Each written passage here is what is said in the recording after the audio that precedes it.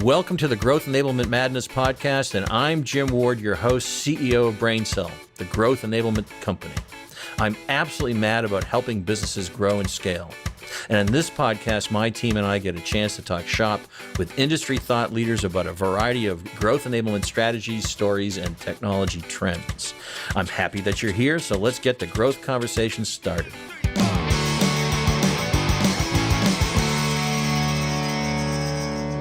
Hi, everybody. I'm Jim Ward, CEO of BrainSell. We have, first of all, we have Brian Anderson, who's always here as a sidekick, who's our content manager at BrainSell. Hi, Brian. I'm always in the Zoom meeting, it feels like. Yes, but you hi, are. Hello. And I have a new co-host this episode, and that's Allie Lippman, who has just been promoted to account executive, who's wicked smart. Allie, say hi. Excited to be here. Hi. Yeah, and she's also a musician, so one of these times maybe we'll get her to play something. And then today we have a guest who I've been very excited to have join us, Aaron Harris, who is CTO. Is CTO? Is that right, Aaron? Yep. With Sage Software, we'll get there. But could you maybe, Aaron, say hi to the audience and tell us a little bit about yourself and your beautiful background? Yeah, sure. Hi, everybody. I'm Aaron Harris. I'm Sage's Chief Technology Officer, so it's my job to chart the future and build some of the technology that'll get us there. I'm in Vermont today. This is it was meant to be a getaway vacation home, but COVID has turned it into a quarantine home. So I've been pretty fortunate to have a nice, big, airy space to spend my quarantine time in. A little bit about me. I joke my resume is pretty short. I left Arthur Andersen, somewhat notorious or notable or whoever you want to frame it. Accounting firm back in the late 90s, moved to Silicon Valley, helped to start Sage Intacct, where I was a CTO for 17 years. We sold the company to Sage 4 years ago, and here I am. And you were instrumental, because I met you originally before you were CTO of the full Sage corporate, which is around a $3 billion company, if I recall the numbers. Mm-hmm. But you were the Sage, you were previous to Sage buying Intacct. You were part and parcel to the building out the Intacct product, weren't you? Yeah. So I was the first full-time developer on the Intacct product, and I was the CTO for. I used to joke that by the time we sold Intacct, I was the longest serving CTO of a private company in Silicon Valley. That's hilarious. Yeah. Well, it was one heck of a acquisition for Sage. I remember saying in the audience to Sage, take care of that asset, because it's really going to be the future, I think, for Sage. And now, can you tell me, as you know, maybe what you don't know, our focus is BrainSell. We're a growth enablement company. And what that means to us is that we are working with clients to help them grow and scale their businesses by utilizing technologies. And so if I were to ask you, what does growth enablement mean to you? What does it mean to you?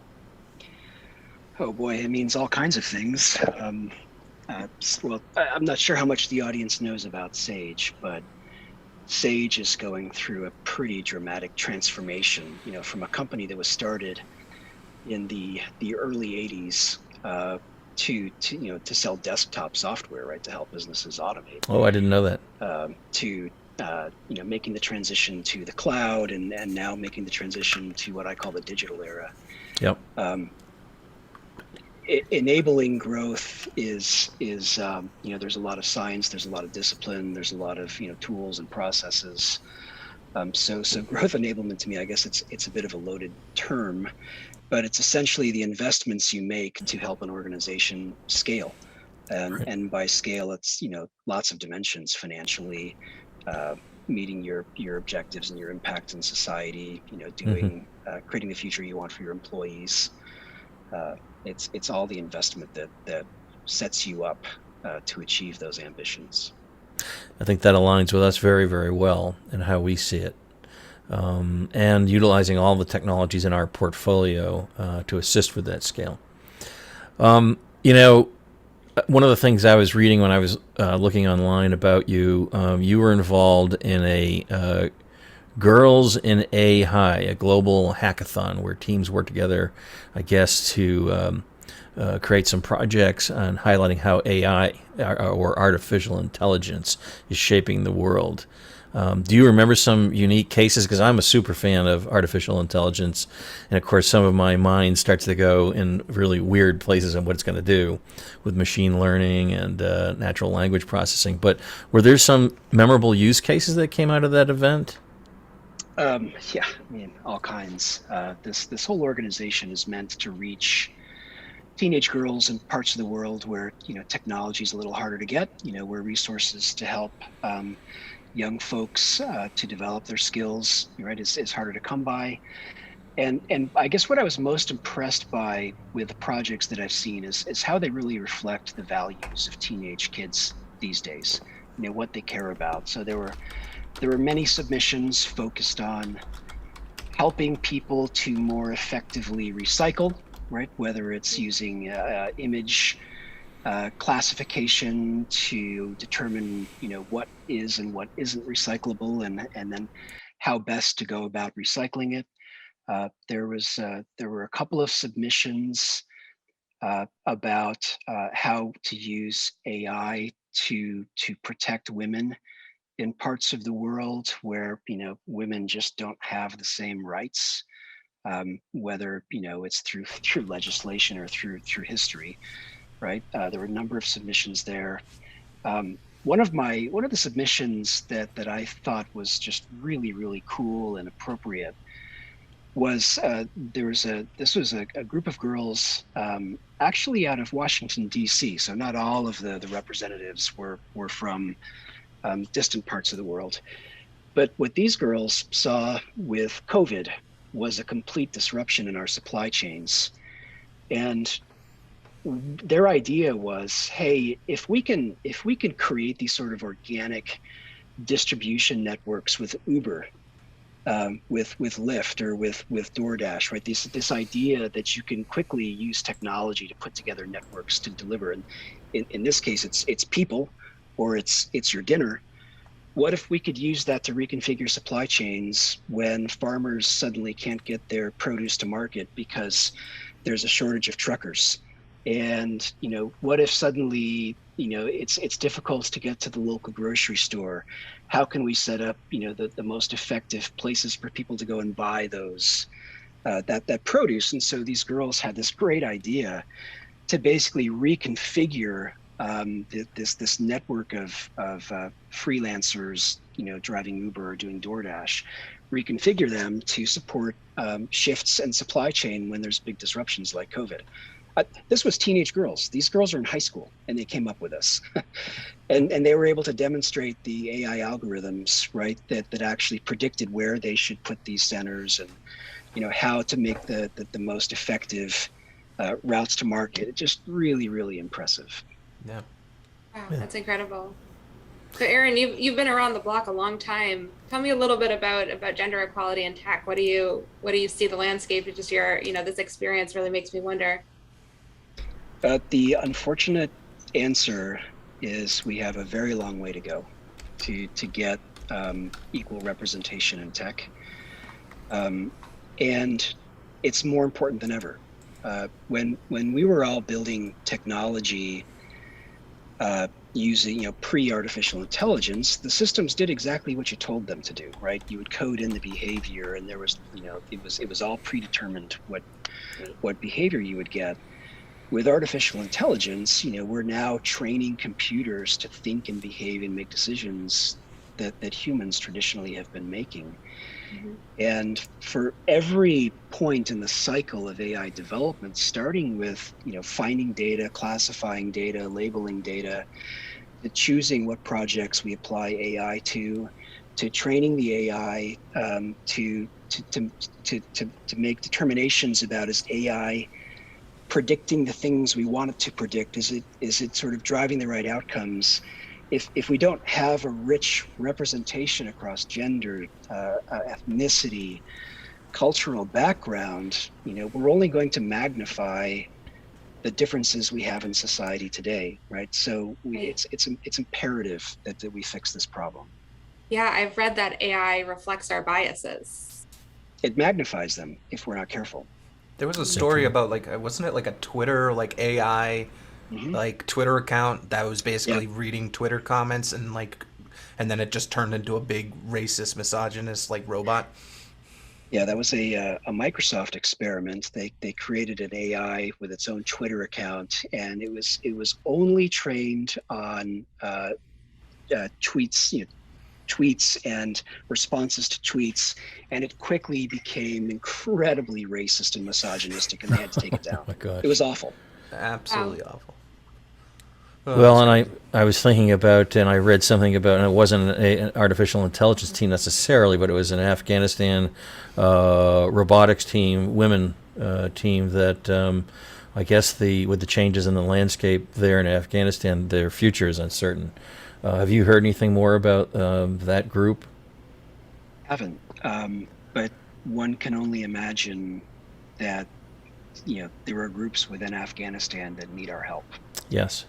And we've got to find some way to support them, and I won't sit here and say that I've got any answers. I can only say that this is a problem that needs to be addressed. Right.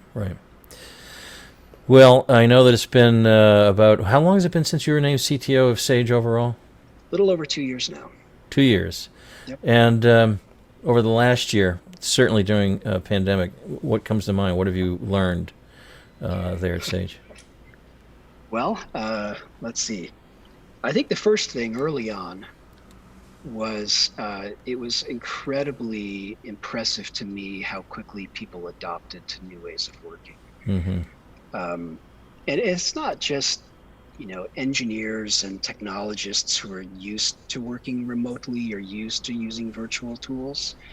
We had, I'm not sure what the number is, hundreds if not thousands of support agents who are used to going into the office every day, who, in less than a week, they were all working from home and supporting our customers.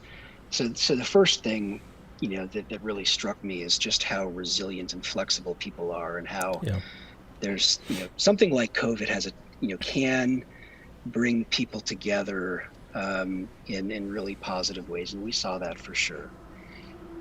Another thing. And this, I don't know, this may not sound believable when I say it. Companies, we always talk about, well, we do what's good for the customer. And it's true. We listen to our customers. We try to build products that they want. Sage, was very determined to create a portfolio of cloud native products for our customers, because we really did, we know that everything's moving in that direction. Mm-hmm. Some things at different pace than others. But when COVID happens and suddenly you've got customers who have no way to access their systems because they can't get into the office, suddenly, having some pure vision about, how natively things have to be architected for the cloud, suddenly that's less important than making sure that your customers can get access. Right, so we increased our funding on some projects that help customers that are on tech that's a little bit harder to move to the cloud, Mm-hmm. to get them there quickly and cost effectively. So it really can have the impact of really causing you to question: am I really thinking about what's right for my customers and what do they need? And situations like this can drive real customer needs to the surface, so it's more obvious what they are. I can keep going on and on and on, but those are some of the highlights for me. Well, I have always, and I've been in multiple functional areas of software, front-end CX-style products, CRM, marketing automation, and of course back-end operational style solutions with Sage products, which also has CRM, but mainly an ERP company. And I'm thinking that there's, unlike CRM, when the cloud came out, it tipped really fast, right? People adopted cloud quickly. In the ERP space, I've seen the tips as a slower rate, where customers are adopting cloud out of perhaps fear. Maybe I think it's an unnecessary fear, but that's still fear in of itself, that their exposure to financials out in the cloud, what is the cloud, all of that. Do you think the pandemic helped move this along more quickly? The shift to people thinking, we need to have our accounting systems in the cloud. Yeah, without a doubt. It accelerated every aspect of digitization, and moving your accounting and financial systems to the cloud is something that's on a lot of companies' lists. Mm-hmm. The good and the bad of our industry is people don't change out their systems very often. Right. So they can always get another year out of it, another 2 years out of it. They can optimize, they can add people. But COVID creates air cover for people to do things that are a little riskier than they're comfortable with, right? When you're focused on something that's a sort of world changing as COVID is, suddenly the risk associated with changing your ERP system doesn't, it seems more manageable. Right. So there were lots of people who I think, accelerated or pulled forward their plans to go to the cloud on their ERP. And, I think artificial intelligence is going to hold a big piece of what you're going to be doing in the future. Can you tell me how it fits into your Intact strategy, your SAGE strategy in general, artificial intelligence?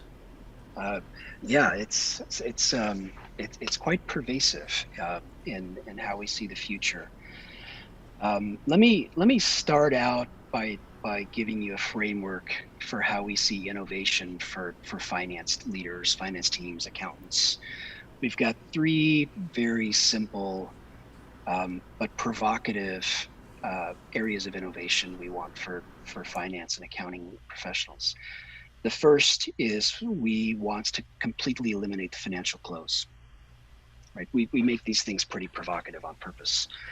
What that really means is we want to help our customers to move from periodic cycle-based work, where you have point-in-time visibility and it's really historical visibility. We want finance leaders to have continuous visibility. You should always be able to see how your business is performing so that you can make decisions in real time. So that's the first area, and AI is going to help every step of the way. It's going to help us to automate, right? So the transaction capture is fully automated. It's going to help with continuous reconciliation, where you've got multiple views of what's happening, and of course, it's going to help with accounting rules on adjustments and all that, accruals and all that fun stuff. The second big area of investment is continuous trust. So we have this maxim that says, as automation increases, it requires a corresponding increase in trust. The simple way to explain that is I had a conversation with a small business using our Sage 50 product, and she was struggling with one of the capabilities in that product. And I asked her, just, have you been using our banking service, which is a way to automatically download and reconcile your bank transactions? And her answer, very, very quick, it brooked like no argument, was no, I don't trust it. Huh? She's used to being able to, on her own, compare the bank statements to the ledger and tie it out. But I think what more importantly, she's saying is that, she's the one sort of signing her name on the line that says these things reconcile, these things tie out. And so it takes an amount of trust to hand that off to technology. So what we're trying to do is really manage that relationship, but we're also trying to show how technology can increase trust. So we've got a product that's been in market for since February of this year called General Ledger Outlier Detection. It uses AI to build patterns in financial transactions, and then based on those patterns, it can spot anomalies. So if posts to your payroll account are typically 5 digits, and suddenly you've got a 6-digit post to payroll, right? That's outside the range, and AI is going to flag that for extra human review.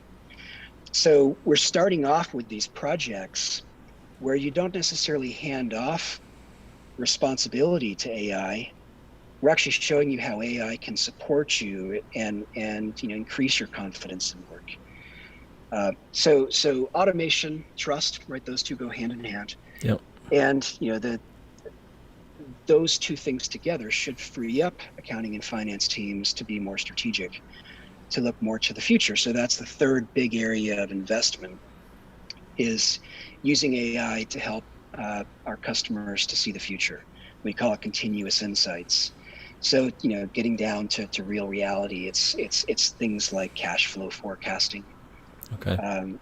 And one of the things we've learned in our investments in this area is it's not so much is AI more accurate than a human at doing a forecast. I think what our customers have fed back to us is as long as it's about approximate, it's if a human and AI is about equal, they're going to be happy.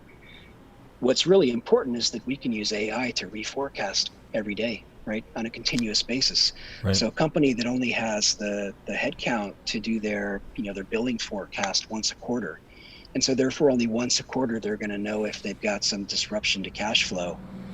If I tell them, hey, we can have AI reforecast every single day, and it's going to be within about 0.5% of a human forecast, right? Suddenly it's game changing for them, right? They get much more warning when there is a change in the business that should cause a human to step in and make some decisions about how to react. So our audience needs to really think about this.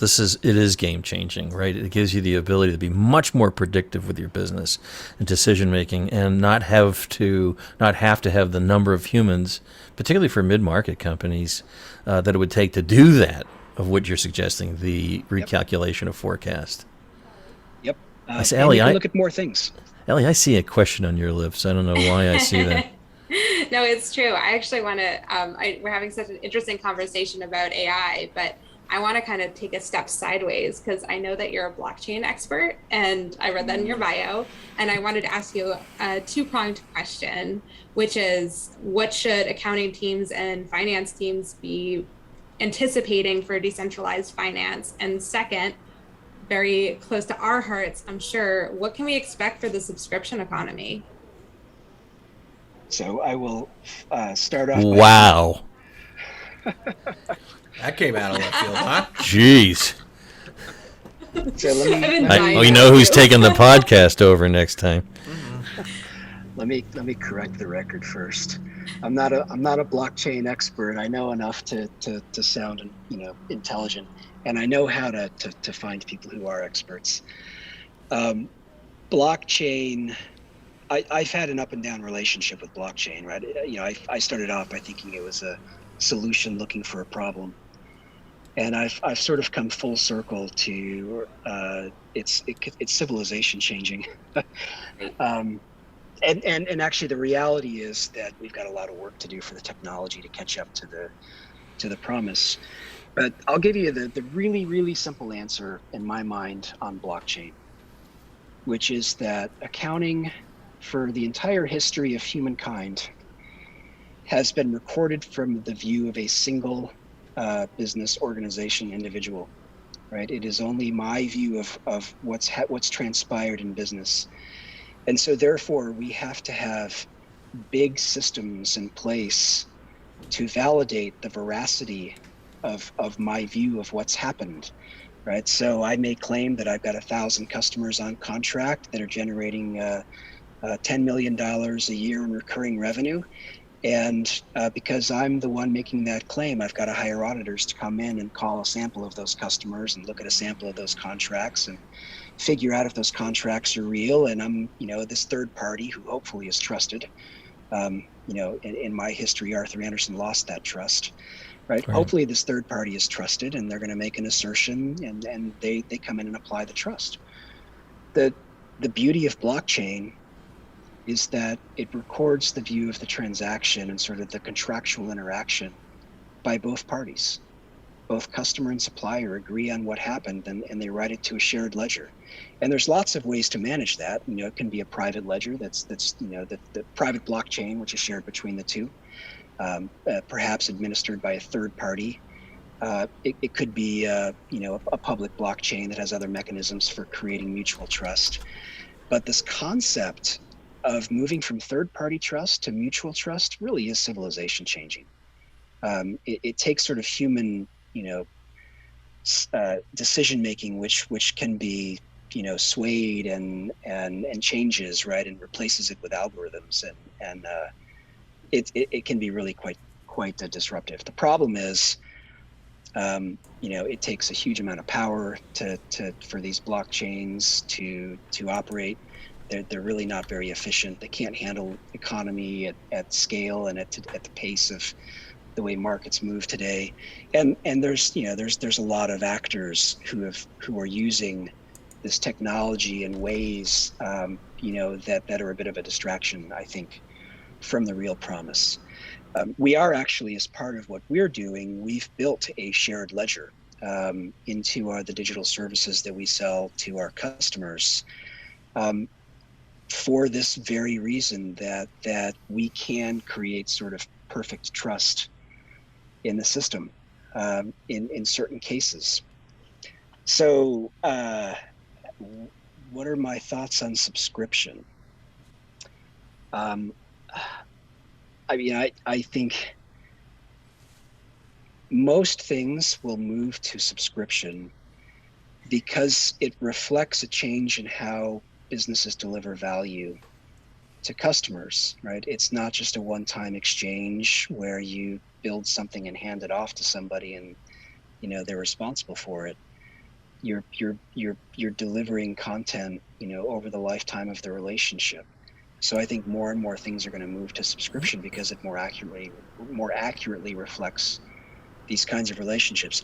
I will tell you that I personally get a bit frustrated when there are some things that expect me to create an account. I was setting up a new printer the other day and it wouldn't print until I created a cloud account for it. Yep. Explain to me why I can't print out a simple black and white piece of paper without creating an account, which will allow them to market something to me and create a subscription for something. But ultimately, directionally, I think more and more stuff is going to move to subscriptions. The reason I asked, so I'm a musician and obviously very interested. You alluded to some of the more high profile cases of artists selling albums via NFT and that kind of thing. So the reason I asked was the idea that that we can all kind of have ownership, or that IP can be distributed among many different people. So that's where I see this interesting idea of the subscription economy kind of getting broken apart by not just a contract between you and a company, but perhaps owning the IP, owning a piece of it, which gives you access then to software. Mm-hmm. Yeah, I mean, this is a big area to talk about, but this idea of ownership and how do you prove ownership of digital assets, right? If I buy an MP3 through iTunes and I lose the computer and I don't have an Apple ID, or how do I prove that I actually own it? Well, the answer is NFTs, right? Or something similar. So it really does have a role to play, and it comes back to, well, if you want to have a subscription service with somebody, you've got to give them a digital identity, and so this idea that as we operate digitally, in digital economies and across the market, this concept of a digital identity that we carry with us, and that is how we tie ownership to that iTunes song that I downloaded.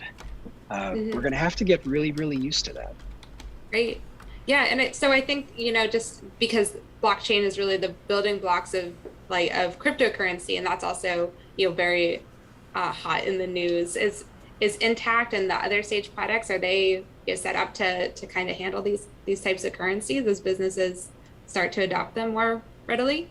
And you saw El Salvador picked up Bitcoin. Yeah, that's right. Yeah. So the short answer is that products like Intact don't differentiate between fiat currency and digital currency. With Intact, we use a service called Oanda, which is kind of a recognized third-party publisher of rate information. And as long as we can get a translation, an exchange rate from Oanda for currency, then by all means you can use it. The challenge is that a single Bitcoin is, it's mid 40,000 today. Right.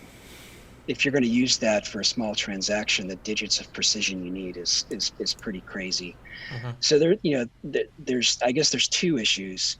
The first is you're dealing with a whole different level of precision with digital currencies, and systems have to be able to support that. And then the second is that the traditional ways we think about revaluing currencies or revaluing transactions and balances with digital currencies, they're so volatile that I think the way that we carry digital assets on our books, the way we transaction digital currencies, and the way that we sort of audit that and build controls around that is so different from traditional currencies, and we really haven't quite figured that out yet. So I would suspect that accounting products will need to incorporate mechanisms to allow for new controls in how companies operate with digital currencies.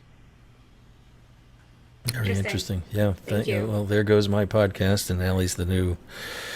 Well, whatever. It'll be okay. I'll be here all week. Yeah, you'll be here all week. No, good And job. next Good week, questions. too. I want to be really respectful of your time, but can you tell us anything you want to tell us about anything at Sage that's new that people need to know about? Boy, So many. it's funny. So many. My days are broken down in 30-minute increments that start around noon in the UK and end at 5 in California time, right? So it's not uncommon to have 15 or 16 meetings in a day. So you'd think I'd have a ready answer for you. But who would have a ready answer with those hours because you're exhausted? There's a lot going on. There's a lot going on. Where I spend my time is on our AI investments. We're at a pace to roughly double our AI investments every year. Okay. So this has been true for the last couple of years. It's a doubling every year of our AI investments. Some of it is organic, right? As we hire more data scientists and AI engineers, some of it's coming through acquisition. I guess one of the things that I really want people to understand, I guess, about, and this is technology in general, but AI, I think, is the best example. We're not in the business of selling our customers technology, right? I'm never going to stand in front of an audience and sell our new AI, right, that you can use. Mm-hmm. We're very, very focused on creating solutions for real problems that our customers face, and creating new and better ways to get things done. And technology is just a tool, and we like to think that we're pretty well connected with our customers, and we have a lot of empathy for our customers. And so I guess what I'm clumsily trying to say here is, I guess if there's one thing I'd want the audience to take away, is that there's a really, really exciting future in the accounting industry if we can achieve some of these really provocative outcomes, like eliminating financial close. Right. That's what I'm selling, right? I'm selling a world where you don't have to close the books. And technology is how we're going to do it. And I would love to explain how, but I think what they really care about is this new and exciting world. Yeah, and closing the books is scale. It's helping a company scale. It's all right. It's reducing the need for certain repetitive tasks that humans might do. Is that fair? Yeah, absolutely. Yeah. But we pair it. So we say, we've got these two objectives: help customers to digitize their business. Yeah. And elevate human work. And elevate human work. Exactly. Humans aren't very good at repetitive work. No, we don't like that. No. It's a burnout, is what it is. You mentioned some of these acquisitions. Is TaskSheriff one of those acquisitions that you've made, which is an artificial intelligence company? Yeah, so that's a small company based in Tel Aviv, and we bought that company because I sort of fell in love with the team. Okay. Really creative AI engineers and data scientists. Very pragmatic. It gets back to what I was just talking about with technology. It's all about the solution. It's not about the tech. They were using AI to solve some things, and they were using very old tech to solve some things, and they put them together in a way where the outcome was the right one for customers. So that's really an example of where we wanted the team and some of the tech they built. Our customers will see more acquisitions in the future. Some of them will be bigger companies with products that are at scale in the market. Yeah. But it's all going to be aligned to the vision that I laid out for how we want to improve our customers' lives. Very interesting. Okay, well, that brings us to our techtainment section of our podcast. Well, did you have something, Brian, you wanted to ask? No, you just didn't sound excited about going to the techtainment. Oh, I'm so sorry. I didn't exciting for you. I just thought the host was supposed to be a little more happy. Well, how would you feel if Allie took over your job? Huh? I'm gonna have to talk to her after this, but yeah, but we'll talk about that later. Okay. No, maybe Aaron will give us an AI bot and that will take over your job, Brian. So I don't give the sassy, sarcastic eyebrow raise at him. Yeah, so I'm so sorry about the excitement. I didn't mean that, but I wanted to go to the techtainment section. There it is. Of our podcast, where we get to ask questions of our guest that may be a little bit unusual, and he has no preparation for it. So, and mine's really a softball. So I wanted to know because it's interesting. We're different personalities. I'm more of a sales marketing guy, right? So, what did you want to be when you were a little boy to grow up to? What did you want to be? I mean, if I asked the question correctly. I've always wanted to be a software developer. Did you really? And the funny thing is, I tried to convince myself that I wanted to be other things a lot. Okay. But I always came back to my first love, which is I love coding. So when did you start coding? I got my first computer when I was 11 or 12, and I made my first money programming when I was 12 or 13. That's a wow, too. Yeah, unbelievable. Hey, I'm not that old. Well, no, I don't mean it that well. I am. I lose track. I mean, I forget how old I am sometimes. Don't worry about it. It was a while ago. This was an 8-bit computer with 64 kilobytes of RAM, so... Wow, that's a wow too. But because I remember, by the way, they are working on technologies. I was reading this weekend where we might be able to extend our lives by 50 years. Did you? I'm not sure you read that. That's as long as there's a corresponding increase in quality of life. Yes, and I guess it's where you actually are able to be younger. I'll have to reread the article because I need it. So yeah, that's what you wanted. So what was the second choice then? If you were convincing yourself you weren't going to be a software developer, what would have been the second choice? I started off in school civil engineering. I wanted to be an architect. Okay. And I still love architecture, but I nearly failed my first. It was like it was a chemistry class. Okay. And I found out that it was just horrible at it, and ended up back where I am. Yeah, I liked architecture as well, but I remember it being draw class, which was much harder than I thought. So nearly failed that as well. Allie, you have a question? Yeah, I have the second question. So drum roll. Drum roll. Would you rather travel? Hold on, let me drum roll. Oh, sorry. Go ahead. All right. Would you rather travel into the past or the future? Future. Like, no doubt. I want to see how some of these things play out. Yeah. That makes sense. Yeah, like so going to Mars. So one of your answers is, well, don't you want to go back to the past and gamble on the World Series, or go back to the past and discover electricity? I believe that if I went back to the past and I didn't have access to the internet, I wouldn't be able to take advantage of it. I wouldn't know any of these things. I want to go to the future and see how things play out. It just reminds me of my poor grandfather. My father used to bet him because he loved watching the wrestling matches or the boxing matches, and my father had already seen it. And he would bet them on the outcome. He'd win the bet. Oh, I'm sure he feels badly. Hey, Brian, what do you got? You got something to throw at? The last techtainment question. So Aaron, what's the best gift you've ever received? Some people have sentimental stuff. Some people have pure luxury related assets, but what's the best gift you've ever had? I've ever received. It's the podcast. Mike's being on the podcast. Oh boy. My kids know to give me crazy socks and graphic T-shirts for gifts, because that's the safest thing to do with me. my girlfriend, for my birthday this year, which was a big milestone birthday, she bought me a piece of artwork that was drawn by AI. Oh. So there's a company out there where you feed it a few inputs, Mm-hmm.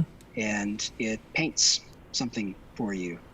And I just thought that was really, really awesome. So any gift that shows somebody, and Right.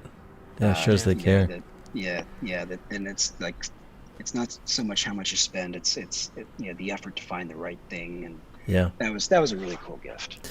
Yeah, I agree with you 100%. My wife of 32 years got me black socks.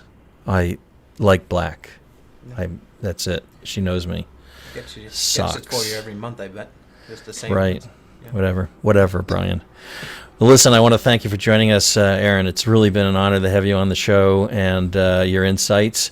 Anything you want to leave the folks out there with what's in store this next year at Sage, and anything breaking through that we get here first on the podcast? We're gonna keep rocking and rolling. We got lots of stuff coming out. I mean, I already felt like I was selling too much.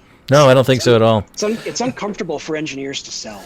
Yeah, no, that's not. No, I really wanted to. Really, this is about educating the audience on technologies that can help them, and Sage Intacct and all of the Sage products are solutions that can help companies improve. And again, it's I look at technology as an enabler to help them to get there. Not the silver bullet necessarily, but Yep. People, process, and apply technology. So I tell you that the next feature that's coming, and it's in our fiscal year, next fiscal year, which starts October 1st. So I'm cheating here a little bit because it's coming in October. We've got a capability we're releasing called wage verification, which enables employees who are paid through a Sage product to authorize a lender to digitally access their pay and employment history without requiring the employer to provide it. So we're writing pay history to a blockchain. It's called Amazon Quantum Ledger. It's an immutable append-only ledger. But essentially, once Of course it is. So once it's written to this ledger, the employee can now, and this is through a partnership with Experian, the employee can authorize a participating lender in this program with Experian to digitally access their pay history without having to involve their employer. And we think it represents a huge shift in how we think about data ownership and data rights, right? Suddenly the fact that the employee has full control to harness this data to get a loan or get a mortgage or whatever, I think it's game changing. And even if the feature itself is a little droll, it's a big change in the way we think about data and ownership and how we can use new technologies to enable that. Well, I think that's terrific. Thank you very much. And are we the first to know about this? No. Oh, Sorry. Okay. But Hey, when we put this out to edit, just make sure, Brian, we are just say we are the first. You're to the know. first podcast. We're breaking news. Oh, Breaking news. Breaking news. First podcast. First podcast. to Good. on it. Okay. Well, Aaron, again, thank you very much. We love our partnership with Sage. It's a wonderful company. You truly do live to help clients. I see it every day. So thanks for joining us, and thanks for my sidekicks. We love having you, and look forward to more discussions in the future. Allie Lippman, who's been my sidekick today, thank you. Brian Anderson, thank you very much. And folks out there, please listen to our podcast where podcasts can be found. That's everywhere. And we'll see you next time on our Growth Enablement Madness podcast.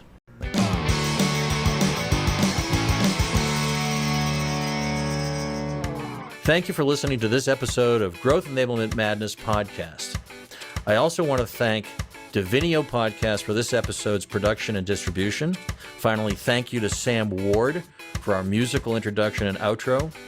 Be sure to check out all of our episodes wherever you listen to your podcasts, including Spotify, Apple Podcasts, Google Podcasts, and more. New episodes are available monthly and cover all important topics for growing and scaling your business. Until next time, this is Jim Ward signing off. Let's grow.